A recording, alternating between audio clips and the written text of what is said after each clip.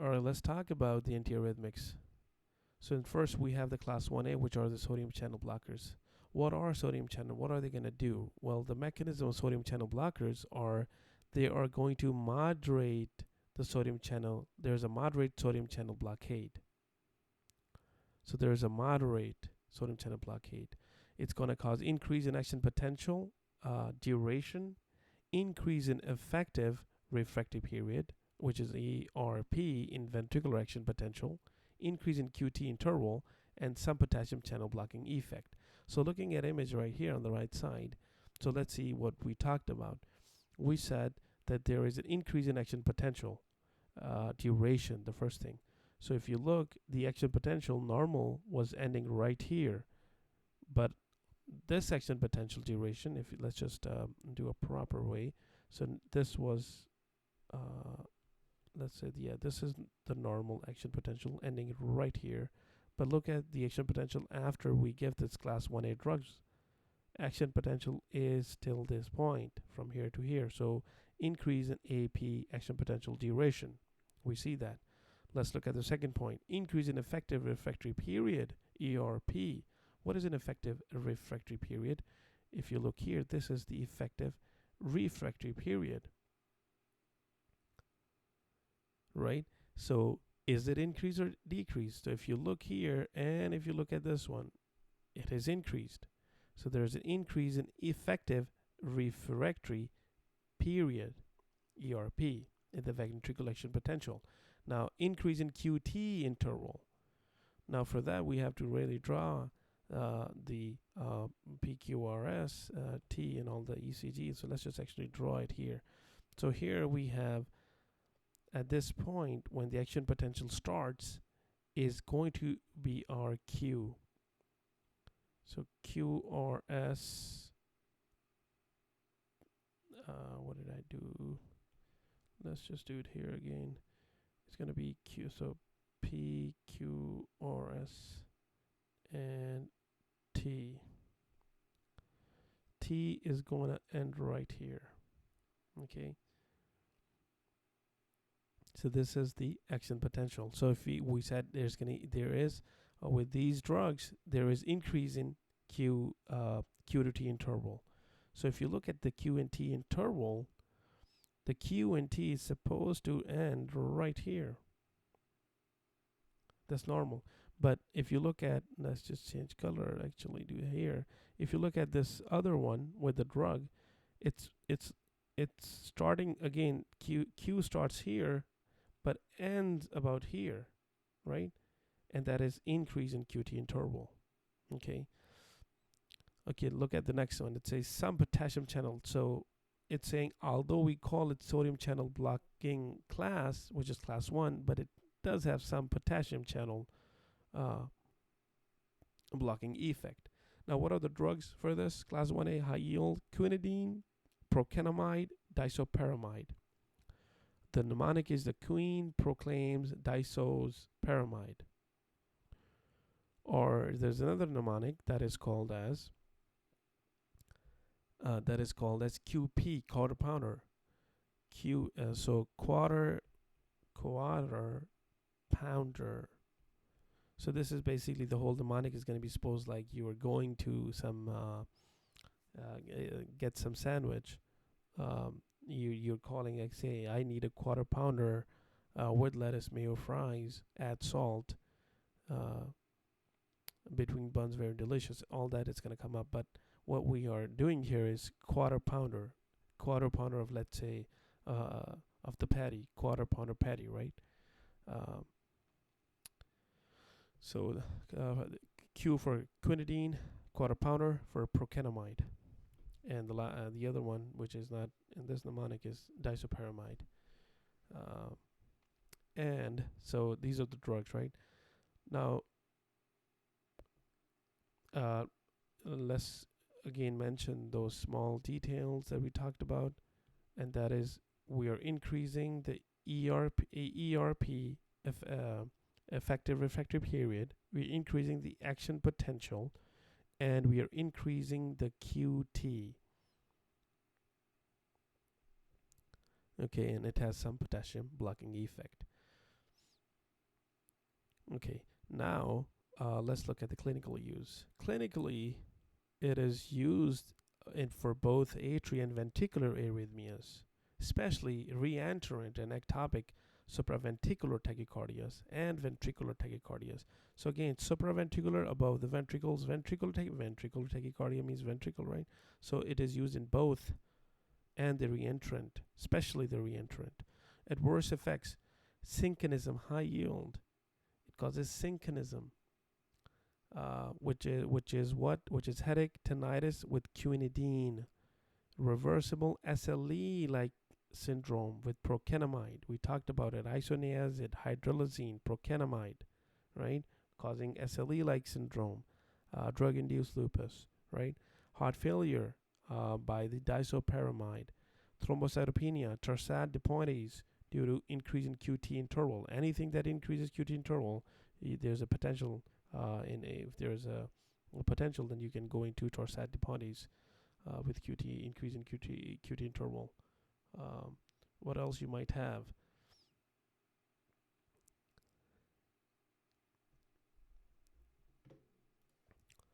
So for the mechanism, again, one more thing to add here is that these drugs, these sodium channel blockers and class 1 drugs, they will bind these sodium channels when they are in open active state. Open, or other words, active state. So what is an open active state? So let's look here. So this is a slope of phase 0, right? Right here or right here. So what is really happening is, if you recall this phase, the sodium channels are open and sodium is coming in the cell. And these drugs, they're gonna bind these sodium channels, inhibit these channels. That is why, if you look, the slope is not straight. It is a leaned. There's a slope. It is a lean slope, because you have blocked the active sodium channels, which are here.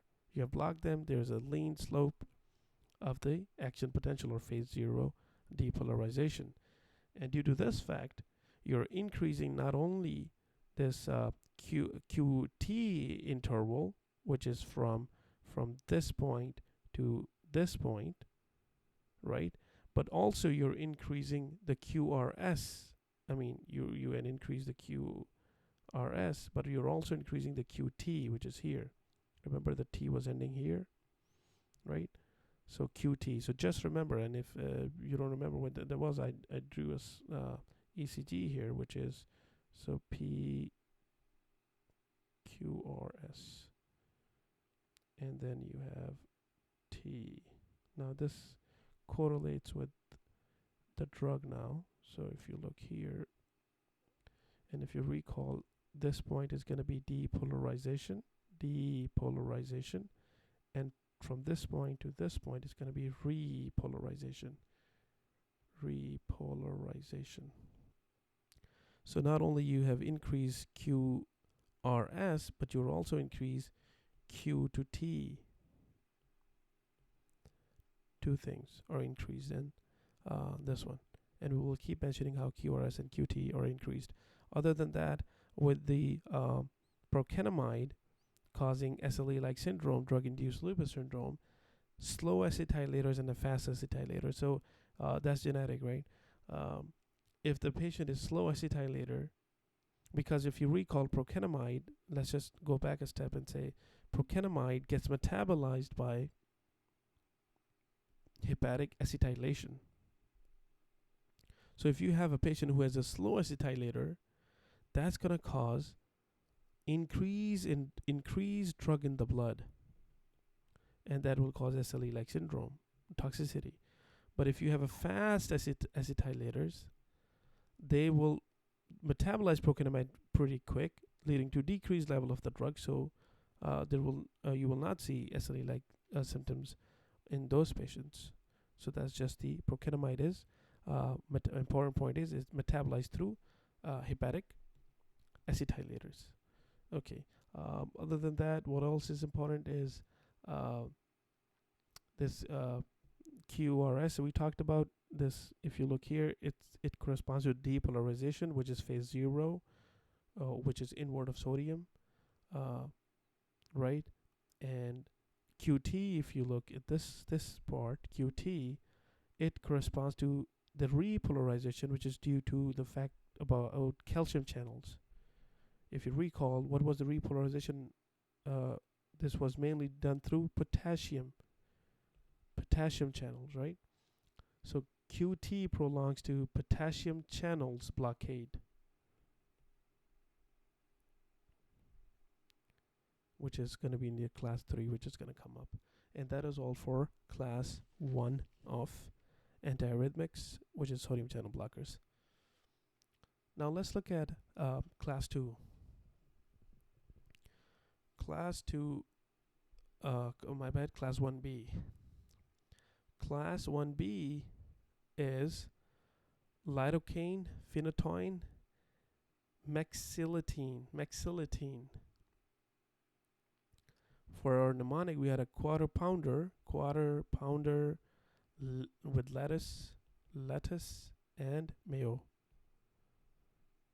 For the mayo, you can say, but there's a phenytoin here too, so lettuce, mayo, or something. We'll add some mnemonic, but it's there. But that's one of the mnemonic. But here in the first set, you have, I would buy Liddy's Finny Mexican tacos. I mean, if you want to remember this, go ahead. But if you can just somehow remember the drugs, that's great. Lidocaine, phenytoin, mexilitine. Mechanism of 1B. Well, 1B have a weak sodium channel blockade. If you recall, go back, if we have a moderate sodium channel blockade and some potassium channel blockade for class 1A. 1B, a weak sodium channel blockade. You are decreasing the action potential duration. Let's look at here. Look at the action potential. It starts from here, ends here. You have decreased AP duration. Preferentially affect the ischemic or depolarized Purkinjean ventricular tissues. Okay, and that is very high yield. That this 1B is preferentially given if a patient had an MI and know that the cells are not they are ischemic or they're depolarized Purkinjean ventricular tissue.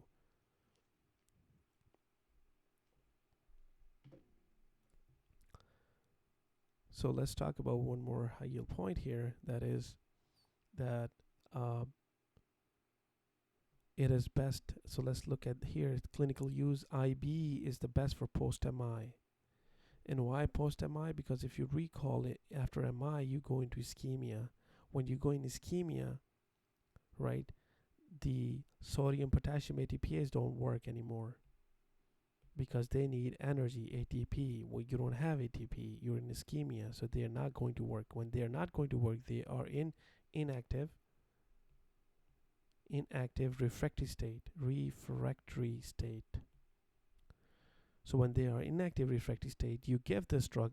These drugs preferentially blocks these channels, and they have very minimal effect, or have essentially no effect or minimal effect on the normal sodium potassium ATPase channels.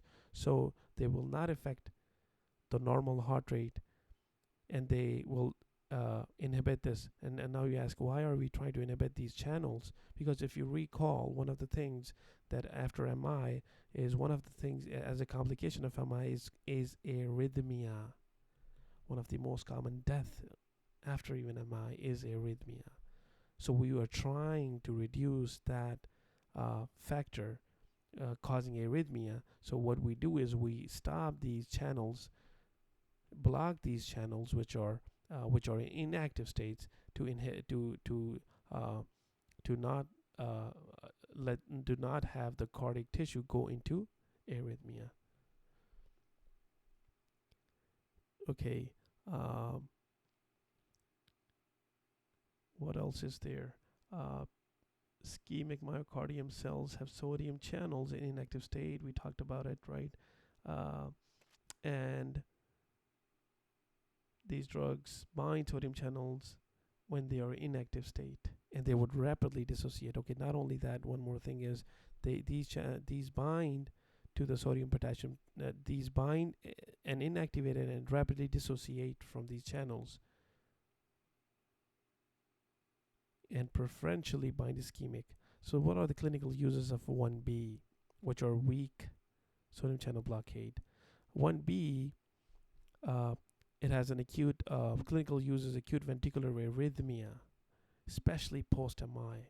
This is what we talked about. Digitalis-induced arrhythmia. Remember in digitalis digoxin we did talk about we are giving phenytoin, specifically phenytoin. Why? Because of the same effect. IB is the best for post-MI or digitalis-induced arrhythmia. Adverse effects: CNS stimulation, depression, cardiovascular depression. Okay, and going back to the mnemonic for the drug, just remember the mnemonic for the drug is actually go back up one more thing here, just add the mnemonic here as well. The mnemonic for the class 1A drug is double quarter pounder. Double for disopyramide. Let me write double quarter. You know you have double patties sometimes, so that's what we're talking about. Double quarter pounder. Quarter pounder. So what is a double? Double is disopyramide. Quarter is for quinidine, and pounder is procainamide. Double quarter pounder with lettuce. Lettuce is for lidocaine. Lettuce, you know, when you get the lettuce, you want to have the mayo with lettuce. Mayo mean maxillatine, mayo and potatoes, which is phenytoin. So again, lettuce, mayo, potatoes. And now let's look at the 1C, class 1C. Class 1C is, and all you can say class 1C is, so you already had a lettuce, mayo, and potatoes. But remember, you know, sometimes you want to have a full baked potato, sometimes you want to have fries, right? So you want to have fries and fries and fries, please. Fries for flecainidine, and please for propafenone. And this is class 1C. So let's talk about class 1C. Class 1C mechanism is it has a strong, so we went from moderate, weak to strong. And what was the mnemonic? The mnemonic was right here, that right here, fast taxi cab. So class 1C has the strongest sodium blockade. Class 1A has the moderate sodium channel blockade. And class 1B has the least amount of blockade, which is the weak blockade. And that was the mnemonic. And now you know better. So now look at the mechanism. We said it's a strong. It significantly prolongs the ERP in AV node and accessory bypass tracts. No effect on ERP, which is effective refractory period in the Purkinjean ventricular tissue. Okay. Minimal effect on action potential duration. So if the action potential duration is, it has no effect or minimal effect, not much effect, right? But what is affected here is your ERP in the AV node and accessory bypass tracts that is affected. Okay, so these drugs, if you look here, let's just look here. What are we doing here? Look at this QRS complex. QRS, right?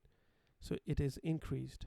So with these drugs, they will increase, which is not mentioned here, but IC will increase QRS. But in fact, if you recall, QRS is increasing not only in this one, but QRS is going to be increased in all of them. But most prominently, you will see is in the first two, which have uh, strong sodium blockade and a moderate sodium blockade. When you block the sodium, when you block the sodium channel, you have a slope that builds up because you block this channel. The more you block, the more you block, the more slope you're gonna have of the depolarization. Okay, so you will see specifically this increase in QRS, which denotes your depolarization state, with your CA, which is class 1C and class 1A. Okay, so increase in QRS, that is important. What else is important? That these drugs will they have increased effect at faster heart rates. They have increased effect of faster heart rates, and that's a terminology used that they're use dependence. Use dependence. This makes them more effective in treating tachyarrhythmias because they work at faster heart rates. They are a very good choice of drugs for tachyarrhythmia, active tachyarrhythmias, for treating tachyarrhythmias. But because they also prolong the QRS duration, as we mentioned just right now, but also would cause prolonged QRS duration at higher heart rates. Increase QRS at higher heart rates, which is a pro-arrhythmic effect. A pro-arrhythmic, meaning it can even lead to arrhythmia. Pro-arrhythmic effect, because increasing QRS at even higher heart rates can lead to an arrhythmia as well. One more important thing is it is a strong sodium blockade at what? At active or inactive? Which sort of channels? So it blocks sodium channels at any state. Either after post-MI, you have inactive state, or normal state, which is active state of sodium channels. So there are actually three states. One is open, inactivated, and a blocked state, which is also known as closed state, resting state. But these drugs work on any state of sodium channel, and they block it. Let's look at the clinical uses. It is used in supraventricular tachycardias, including AFib, only as a last resort in refractory ventricular tachycardias. Adverse effects is, again, I mentioned how it is pro-arrhythmic, right? Especially post-MI, contraindicated. Post-MI, contraindicated. IC, what is the best? IB. IB, right here, is best for MI, post-MI. What is contraindicated? IC. Contraindicated in the structural and ischemic heart disease. And that is going to be all for 1C. So let's just quickly recall these class 1A, 1B, 1C sodium channel drugs. So now I'll also read the actual top portion, which is antiarrhythmics, sodium channel blockers. They slow or block conduction, especially in depolarized cells. They would decrease the phase 0 depolarization. The decreased slope of phase 0. If you look at the slope, it is decreased with all of them, right? Increase action at the faster heart rate, and that is specific for IC. State dependent increase in heart rate that leads to shorter diastole. So when you increase the heart rate, guess what? well, you are going to decrease the diastole, which is relaxation of the heart, because you're contracting, contracting, contracting. There's no point to relax. So you are decreased diastole. Sodium channels spend less time in resting state. Sodium channels, they will spend less time in resting state. Drugs dissociate during this state. This leads to less time for the drug to dissociate from the receptor. Effect most pronounced, high yield is this last point. It is most pronounced with C greater than A greater than B, which is the mnemonic cab, fast taxi cab. It is due to relative binding strength, because they bind it so pronounced that they don't let it go, and they cause, well, if they bound it strongly, they will cause a strong effect. If they bound the sodium channels weakly, it will have lesser effect, and moderate is moderate. So weak, which one is weak? Weak are the ones which are associated with MIs. With the MI, think what? With the MI, post MI, the cardiac muscle is weak, right? So you say, okay, because the cardiac muscle is weak, we're gonna give some drug which is weak, sodium channel blockade, and by that's just a mnemonic. By that, what we mean is these weak sodium channel blockade, they have specifically, they bind to inactive state sodium channels. And inactive states are the ones which are not getting ATP. When you have ischemia, you're not getting ATP, so the sodium channel ATPase is not working because it's not getting ATP. They are inactive channel, and these guys will bind to it. And when it binds, you are trying to decrease arrhythmia, causing arrhythmia. What causes arrhythmia? If you recall, MI, one of the major thing after MI, post MI, the death occurs due to arrhythmias. You're trying to block that arrhythmia. Okay, with all of them, let's quickly recall these. With all of them, they're going to cause increase in QRS, which will be more pronounced with the first two, as they have more effect on the sodium channel blockade. Synchronism is high yield. Synchronism with the quinidine. Quinidine causes synchronism. Procainamide causes SLE-like syndrome, and disopyramide is heart failure. With 1B, we talked about how 1B is the best for post-MI, and that is all for 1B. For 1C, we said, okay, it binds any sort of sodium channel. It doesn't look at the state if it's an active or inactive. Any state, it blocks sodium channel. When it blocks the sodium channel, it is significantly prolongs the ERP, which is effective refractory period, in the EAV node and the accessory bypass tract. No effect on ERP in the Purkinje ventricular cell. So if you look here, there's not much a change. But in the AV nodes, or in the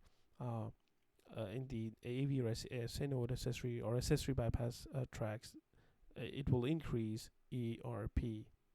But that's not that important. But I mean, you keep it in head, that's great.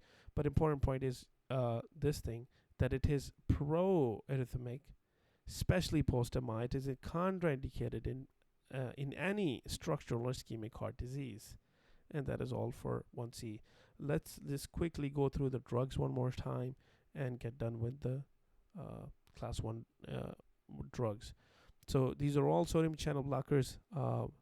They are quinidine, procainamide, disopyramide. Quinidine, procainamide, disopyramide. The mnemonic here is double quarter pounder. Lidocaine, phenytoin, mexilitine, with lettuce, mayo, and potato. With lettuce, mayo, and potatoes.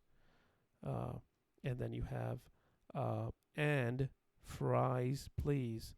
Flecainidine and propafenone. And that is all for class 1, which is sodium channel blocker, in which we had 1A, 1B, and 1C. Now let's move on with the class 2, which is beta blocker. In the beta blocker, we have metoprolol, propranolol, esmolol, atenolol, tenolol, carvedilol.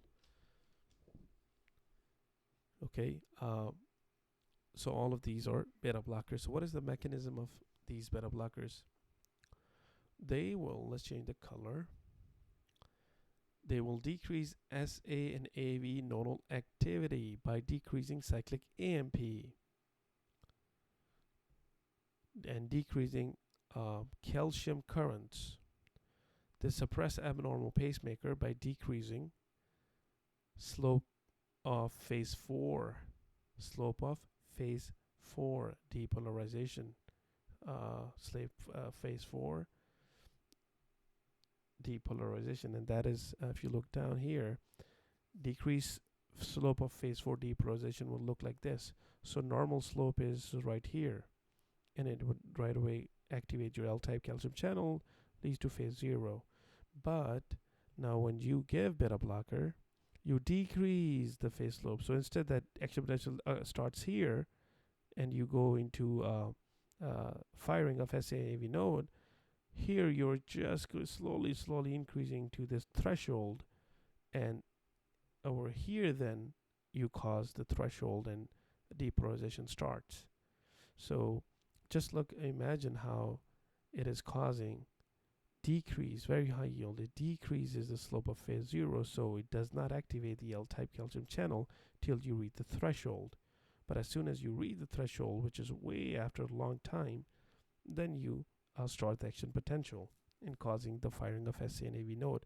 So it decreases SA-AV nodal firing, which is nodal activity, by decreasing cyclic AMP, decreasing calcium currents, right, and decreases the slope decreases slope of phase 4. AV nodal particularly sensitive, okay, that causes increase in PR interval. So AV node is particularly sensitive, and it causes increase in PR interval. That's also high yield. Esmolol has very short acting. Okay, because because it works on the AV node more, it is more sensitive. AV node is more sensitive. It is going to cause increase in nodal refractory period, which correlates with this PR interval. So PR interval, what does it mean? It really means that you have increase in nodal refractory period.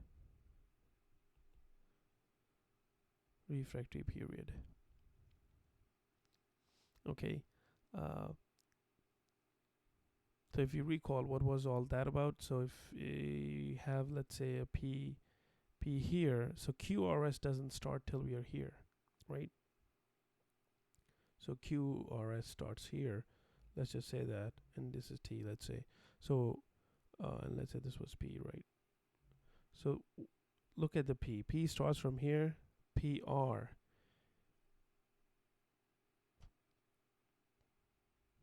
If you look here to here, this point is increased. So increase in PR interval. Excuse me. Increase in PR interval, right? And that is what you will see. And that is all for the mechanism of this. Now let's look at the clinical uses. Clinical uses of this drug, class 2 beta blocker, is supraventricular tachycardias, ventricular rate control for AFib, air flutter, prevent ventricular arrhythmia post-MI, adverse effects, impotence, exacerbation of COPD and asthma, cardiovascular effects are bradycardia, AV block, heart failure, CNS effects are sedation, sleep alterations, may mask high yield, may mask the sign of hypoglycemia, Metoprolol can cause dyslipidemias. Propranolol can exacerbate vasospasm in the vasospastic angina, which was the Prince Metal angina variant type, right? Beta blocker, except the non-selective alpha beta antagonist, carvedilol and labetalol. So they're saying adverse effects are going to be the beta blocker, except non-selective. Carvedilol and labetalol causes unstopped alpha 1 agonism if given alone for pheochromocytoma or for cocaine toxicity. Substantiated. Treat beta blocker overdose with saline, atropine, glucagon. High yield is you're treating the beta blocker overdose with glucagon as well. So atropine and glucagon. High yield. Okay. So looking here again, let's review this. Beta blocker, which is class 2, metoprolol, propranolol, esmolol, latinolol, timolol, carvedilol. Mechanisms: decrease SAV nodal activity, right? But because it's blocking the beta receptors. By decreasing the cyclic AMP, and decreases the sodium current, that decreases the slope of phase 4. So this is phase 4 of depolarization. You have decreased the slope, and that increases the PR interval, and it also increases refractory period of a nodal refractory period. It is used in the SVTs, ventricular rate control, AFib, flutter, prevent ventricular arrhythmia post-MI, adverse effect, impotence, beta blocker impotence, exacerbation of COPD and asthma, because due to the fact that they would cause they impair the bronchodilation, right? Beta blockers impair bronchodilation, so they lead to exacerbation of COPD and asthma. Cardiovascular effects are going to be everything low: bradycardia, AV block, heart failure. CNS effects are sedation, sleep alterations. But important thing is it may mask the signs of hypoglycemia. Metoprolol, dyslipidemia. Propranolol, vasospastic angina, can exacerbate vasospastic angina. Beta blockers can cause unopposed alpha agonism by pheochromocytoma. So in the vessel, we have the beta receptors, alpha receptors. When we give the beta blockers, the beta receptors get blockade. So all of that increase in your epinephrine and norepinephrine due to the fact in pheochromocytoma and cocaine toxicity, all that epinephrine and norepinephrine is going to act on alpha receptors because the beta are blockade. So there's unopposed alpha agonisms from pheochromocytoma and cocaine toxicity. High yield, you can treat the beta receptor overdose, beta blocker overdose with, first of all, saline. Second thing, atropine and glucagon. Atropine. And that is all for beta blockers, class 2 antiarrhythmics. Let's talk about now class 3 antiarrhythmics. The class 3 antiarrhythmics are specific potassium channel blockers. The potassium channel blockers, there's a mnemonic known as AIDS. AIDS are amiodarone, ibutilide, dofetilide, and sotalol. Okay. All right, so the mechanism of these drugs are they increase the action potential duration, which we can see right here. They increase the ERP, which is effective refractory period, which is right here. And they increase the QT interval. And the QT starts from here and goes all the way here. Increase in QT interval. Clinical use, they're used in AFib, flutter, ventricular tachycardias, amiodarone and sotalol. Okay, adverse effects. Adverse effects are high yield for this. The adverse effect of sotalol is torsades de pointes, excessive beta blockade. So they have excessive beta blockade, right? And that is also important for sotalol. And this is going to cause because you're causing torsade de pointes that can lead to cardiac arrest, cardiac arrest with a sotalol. Okay. Now the next one is ibutilide. It can also lead to torsade de pointes. Amiodarone, high yield drug. It causes pulmonary fibrosis, hepatotoxicity, hypothyroid. So let's just write them, okay? So we're talking about pulmonary, we're talking about hepatic, so LFT, we are talking about thyroid, TSH or TFTs. What else? Or hyperthyroidism. Amiodarone is 40% iodine, right?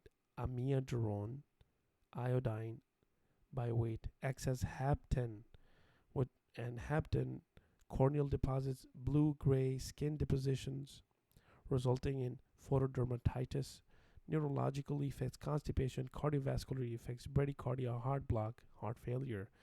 High yield point is again this one, which is remember to check the pulmonary function test, the liver function test, and the thyroid function tests when using amiodarone. Amiodarone, you have to check lungs, liver, and thyroid.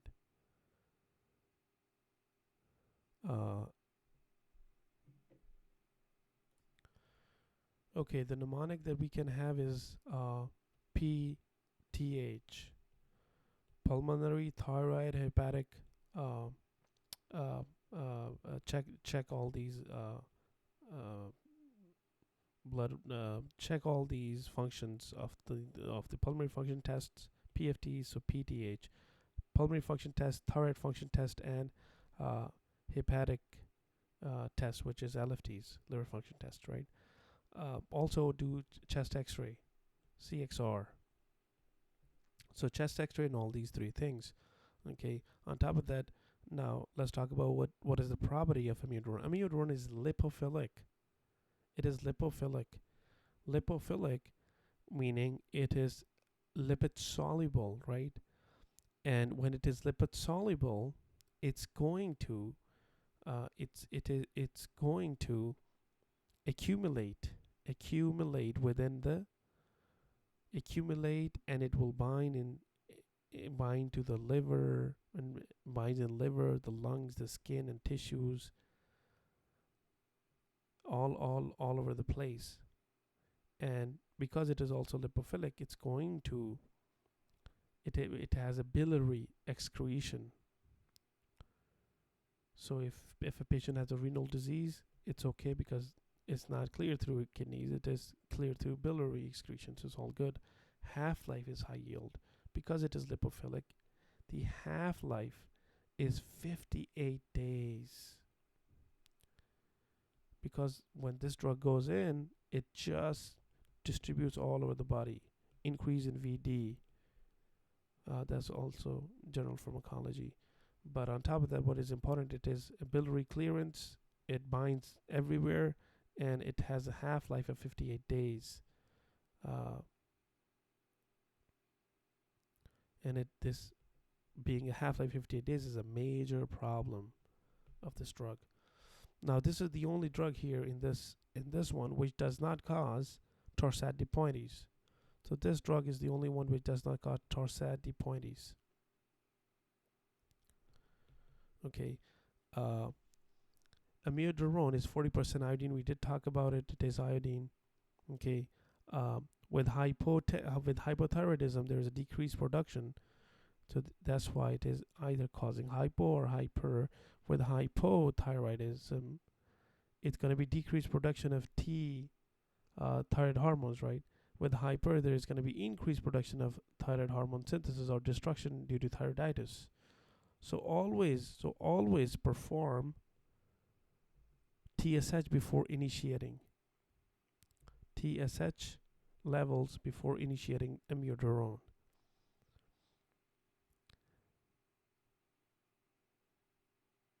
Okay, and what else we might have with this is with this deposition in the skin, which is the blue-gray skin deposits,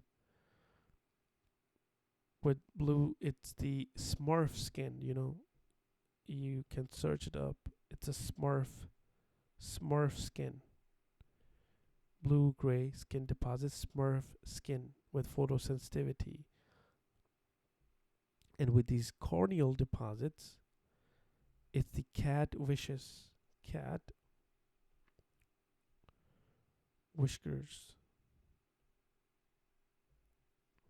Okay.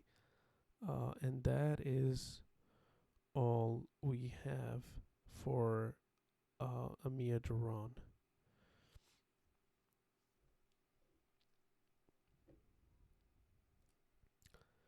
All right, so one more thing here. What we have is, so when you increase the QT interval, which is right here, QT interval, increase in QT interval, and that is due to the fact that you're blocking. So what is the mechanism of these drugs? Well, these drugs are going to block, as the name suggests, they are potassium channel blockers. This is the potassium channel normal, and you block the channel, that's going to be the slope, because you have blocked the potassium channel blocker. So marked prolonged repolarization due to the fact that you have blocked the potassium channel, and that causes QT prolongation. QT prolongation, right? So when you block the potassium channel, delayed rectifier, IK is the channel known as delayed rectifier potassium channel. When you block that channel, it's going to prolong the QT interval, and that prolongation of QT interval leads to torsade de pointes. So it occurs with sotalol, ibutylide, torsade de pointes, amiodarone. It has a low risk of causing, this is the only drug here that has a low risk of causing TADPs, torsade de pointes. Okay, with sotalol, if you recall, that sotalol looks like beta blocker, right? So sotalol has two effects. Effect one is causes beta blockade, and effect two is, which is also a potassium channel blocker, so it also is going to inhibit the potassium channel. With the beta blockade, is the sotalol is going to cause bradycardia, right? With the potassium channel blockade, it's going to cause torsade de pointes. So if you look here at the adverse effect, torsade de pointes, excessive beta blockade, which will lead to cardiac arrest, as we mentioned here, due to bradycardia and then cardiac arrest. And that is all for potassium channel blocker class 4 antiarrhythmics. Let's move on with the class 4. My bad, that was class 3. Now let's move on to class 4 of calcium channel blockers, antiarrhythmics. So class 4 is just the diltiazem and verapamil. Diltiazem, verapamil. What were these, if you recall? These are non-dihydropyridines, CCBs, calcium channel blockers. What is the mechanism? They would decrease the conduction velocity. Decrease the conduction. What do we mean by decreasing in conduction velocity? Well, if you look here, you're decreasing the slow rise action potential, and there's a decrease in slope. Look at the slope and look at the action potential. There's a decreased slope of action potential even. So because you are decreasing the conduction velocity, it's going to cause increase in ERP and increase in PR interval, right?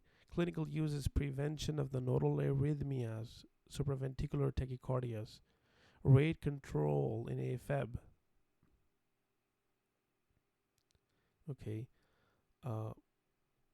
One more thing they haven't mentioned here is not only this can increase ERP, increase in PR interval, but also because here what's really happening is you're decreasing SA node and AV nodal activity, because you're decreasing slow rise of the slope. So decrease SA, decrease AV nodal activity will be seen. What channel are they blocking? These ones are specifically blocking which channel we talked about, L-type calcium channel blocker. L-type calcium channel blocker in the pacemaker cardiac potential, cardiac cells. pacemaker cardiac cells. Okay. Now, looking at adverse effects is high yield constipation. With all the CCBs, constipation is going to be there. Okay. Flushing, edema, cardiovascular effects, heart failure, AV block, sinus node depression, high yield. It can lead to, because you're decreasing the nodal SAV nodal action potential, so it can cause AV block, sinus node depression, all of that, right? So one more thing is it is relatively contraindicated in heart failure. We did talk about that as well. That in heart failure it is relatively contraindicated, as these drugs have negative inotropy, which leads to systolic dysfunction. And inotropy is the contractility, because they decrease the contractility, which leads to systolic dysfunction in already failing heart. Okay, and that is all for CCBs. So let's just review CCBs quickly. What do we have for CCBs? They are the class 4. They are the only non-dihydropyridines ones, which are the diltiazem, verapamil. They decrease conduction velocity. So the mnemonic here is diltiazem decrease verapamil velocity. You got to know this. Decreases the velocity. If you look here, slows the conduction, slows. There's a slow phase 0, slow phase 4 of depolarization, and slow rise of the phase 0 of action potential. If you recall the phases, let's just write the phases so you can recall them. They are, this is your phase 4, this is your phase 0, and this is your phase 3. Okay. And important thing, it is used in nodal arrhythmias, SVTs, and also rate control, constipation, flushing, and block, AV block, SNO depression are the adverse effects of calcium channel blocker. And that is all for class 4 calcium channel blocker. Now there are 2 more drugs, or actually 3 more, and these are other antiarrhythmics. The other antiarrhythmics are adenosine. Adenosine, let's change color. Adenosine, what is the mechanism of action of adenosine? Adenosine acts on the A1 receptor, adenosine 1 receptor,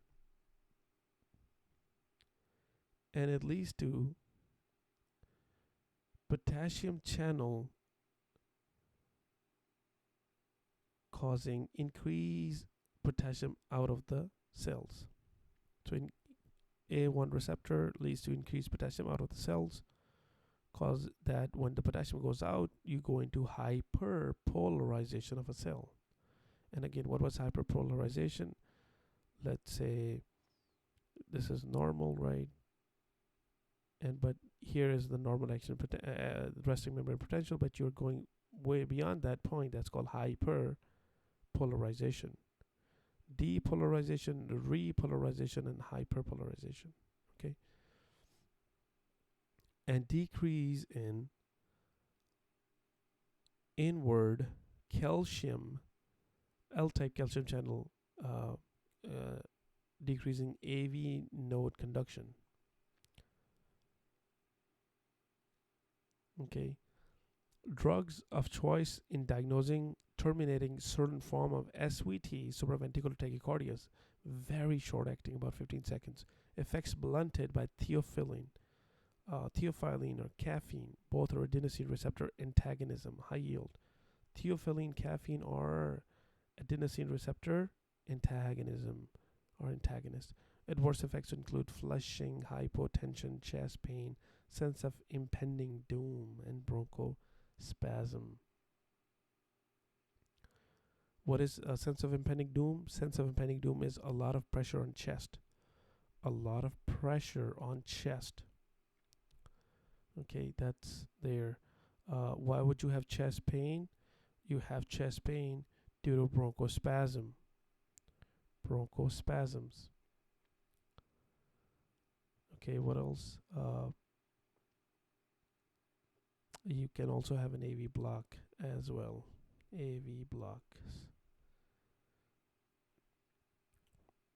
Okay.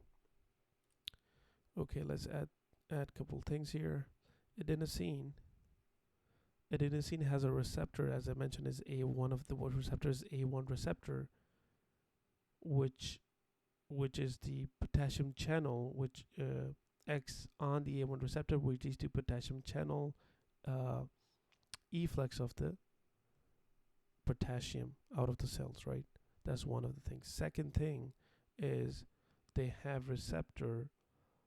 Adenosine also inhibits L-type calcium channel receptor. And through that, when you inhibit L-type calcium channel receptor, you're decreasing the calcium influx, causing decreased AV nodal conduction, and also decreases SA nodal conduction. Okay, that's there. The third thing is it has a receptor. Let me just do it here. It has the receptor on bronchioles, and that causes constriction and bronchospasm. So bronchioles causes bronchospasms, and that is mentioned right there. Okay, and also it has receptors on adenosine has receptors on Purkinje cells, AV nodal cell, AV node, and on the Purkinje and AV node, and also on the vascular smooth muscles. We did talk about Purkinje and AV node and how it's going to cause decrease right here. It's going to cause decrease in AV nodal conduction and all that. But in the vascular smooth muscles, the receptor that they have on the vascular smooth muscles, that is going to cause dilation of blood vessels. When these cause dilation of blood vessel, it's going to cause flushing, hypotension, right? So see how this one thing, adenosine, it is working on a lot of things. It is working on the potassium channel. So it's like class 3 potassium channels, right? Then it also acts as class 4, which is like calcium channel, L-type calcium channel blockade. But on top of that, it also acts in the bronchioles, causing bronchospasms, causing chest pain, sense of impending doom, and bronchospasm.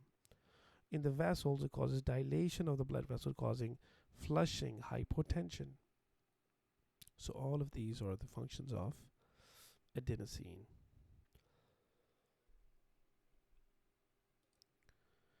Okay, and lastly, adenosine acts on phase 4.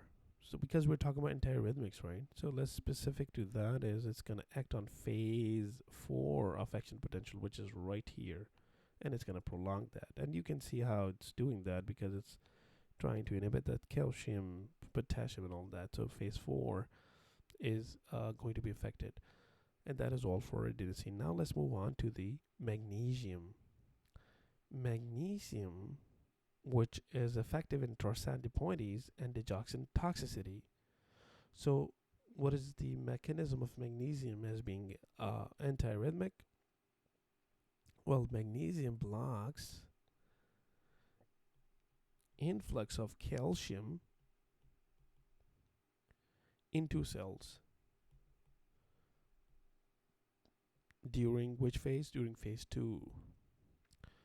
So influx of calcium during phase 2. So when you block the influx of calcium during phase 2, so remember the phase 2 was giving you what? Was giving the plateau. That is the phase 2.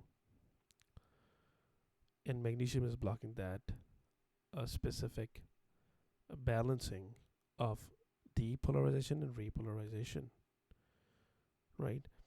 And the other thing that this guy is going to do, magnesium is going to do, is is going to compete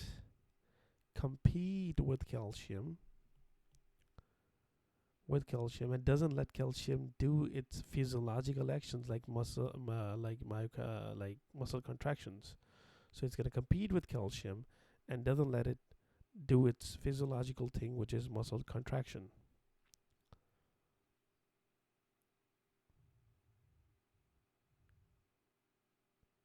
Okay, and that is going to be all. So let's just go through magnesium. Magnesium is effective in torsade de Pointes and digoxin toxicity. For digoxin, we said we need magnesium for the sodium potassium ATPase because it's a cofactor. For torsade de Pointes, because we are inhibiting the calcium at the phase 2, and magnesium competes with calcium and doesn't let the calcium contract any muscle. That's also important, and we'll see that how later on, because magnesium is important. Other than that, let's talk about the last one, which is called ivabradine. Ivabradine, let's change color here. Ivabradine mechanism is ivabradine prolonged slow depolarization phase 4. So again, it's going to work at this phase 4 of depolarization by selectively inhibiting funny sodium channel IF. It's going to inhibit that one IF channel, so which will prolong the phase 4. Uses is heart failure with reduced ejection fraction. Adverse effect is luminous phenomena, which visual brightness. Luminous phenomena, visual brightness. Ivabradine will cause visual brightness, hypertension, and bradycardia. So the way the mnemonic could be that ivabradine causes instead of calling it ivabradine, call it ivabradine. And instead of calling it Dean, call it Ivrabrid, D-I-N-E, not N-E, but N-A. Ivabridine or DNA or something. Why N-A? Because that's how you're going to know it's going to inhibit this funny sodium channel. So ivabradine, now let's just recall the whole thing. Ivabradine is going to inhibit funny sodium current. So ivabradine will give you the luminous phenomena, which is the visual brightness, and it's going to inhibit the sodium channels, which is Na, and it's going to prolong that phase 4 of the depolarization. And that is all for the ivabradine. One thing we just add one more thing is called atropine. Atropine, which is basically muscarinic receptor antagonist. These guys, they block the parasympathetic, all the PNS, right? When you block the PNS, it's going to cause increase in heart rate and increase in AV nodal conduction, right? When you increase the AV nodal conduction, so it is used in case you have bradycardia, especially when you have an AV block.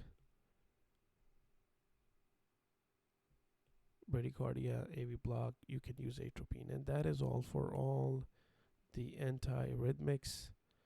And just to go through the antiarrhythmics, just remember class 1. Just recalling the names. Class 1 is sodium channel blocker, in which case you have 1A, 1B, 1C. Class 2 is beta blocker. Class 3 is potassium blocker. And class 4 is calcium blockers. And the rest is adenosine, magnesium, ivabradine.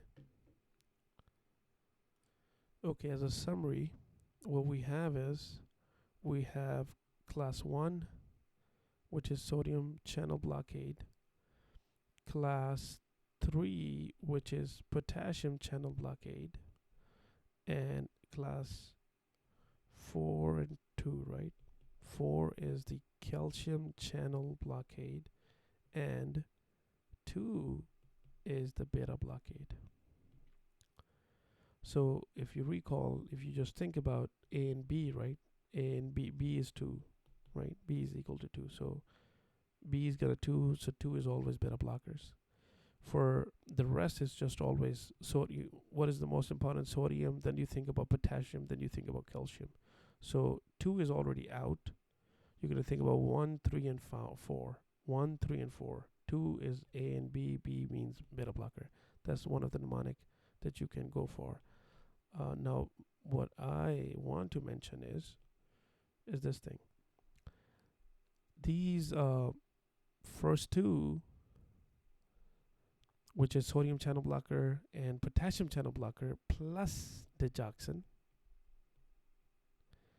they are used for rate control. Rate control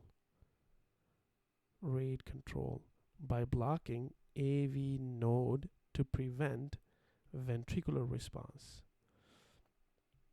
Okay, and CCBs and beta blocker class 4 and class 2, these guys are used for rhythm control.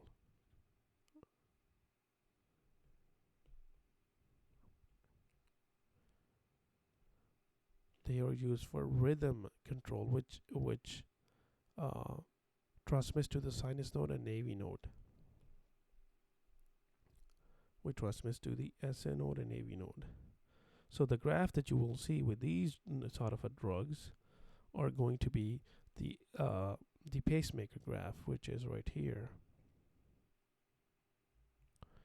And with the top one, the graph that they will be inhibiting is going to be the normal action potential of the muscle, cardiac muscle graph. Okay, and more than that, importantly, you just have to know sodium, potassium, calcium, and then beta blocker for the 2. And that is all for antiarrhythmics.